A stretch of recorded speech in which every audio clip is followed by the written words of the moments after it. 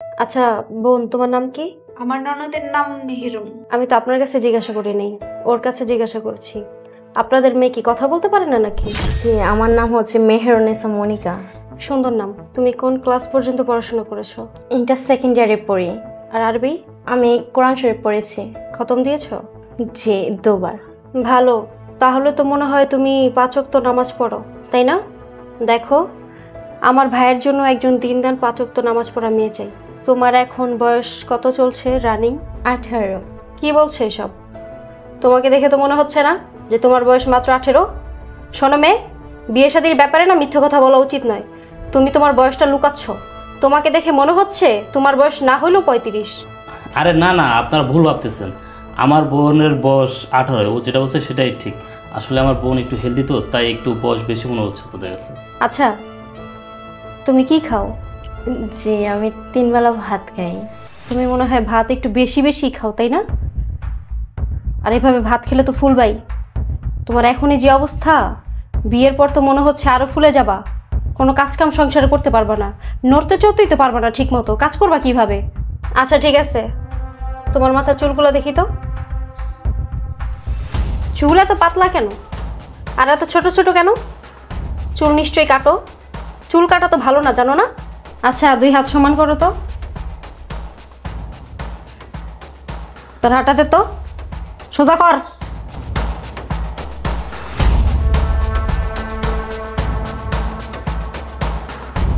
এত মোটা খেয়ে, হ্যাঁ? হাতের দাপ না তো পুরো এমন মোটা, রিংও ঢুকবো না, চুরিও ঢুকবো না। পাটা দেখাও তো। কি উঠান, ভালো করে উঠান।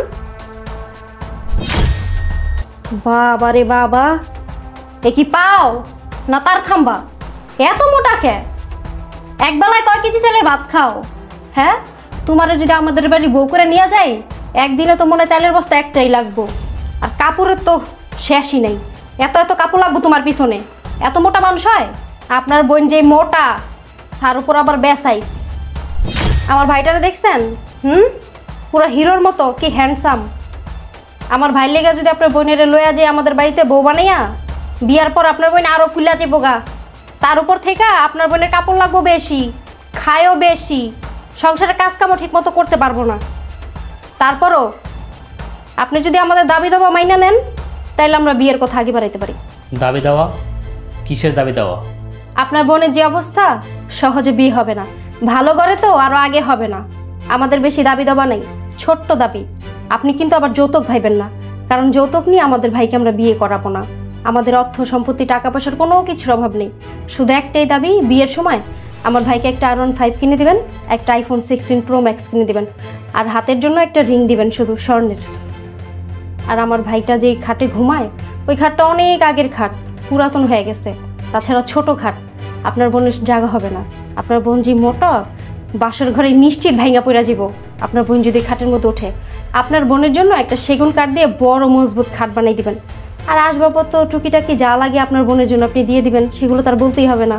দেখেন, এখন আপনি যদি আমাদের এই সমস্ত দাবি দাবায় রাজি থাকেন, তাহলে আমরা বিয়ের কথা আগে বাড়াতে পারি।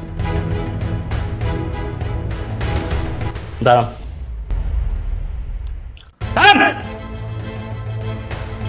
আমি আমার বোনকে আপনার বাড়ির কাছে বিয়ে দেবো না।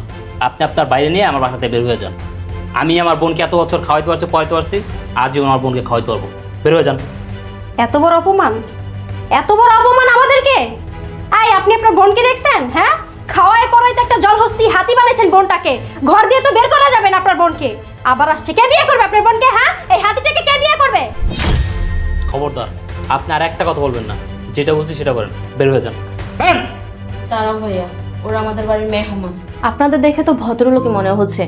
আপনারা এ পর্যন্ত কয়টা মেয়ে দেখেছেন? আচ্ছা, আপনারা কি এভাবে মেয়ে দেখেন? তাছাড়া আমি মোটা, এটা তো আমার অপরাধ না। আল্লাহ তাআলা আমাকে মোটা বানিয়েছে। তাছাড়া স্বাস্থ্য হচ্ছে আল্লাহ তাআলার দান। আপনারা এখানে আসছেন পর্যন্ত আমাকে ইনসাল্ট করে যাচ্ছেন।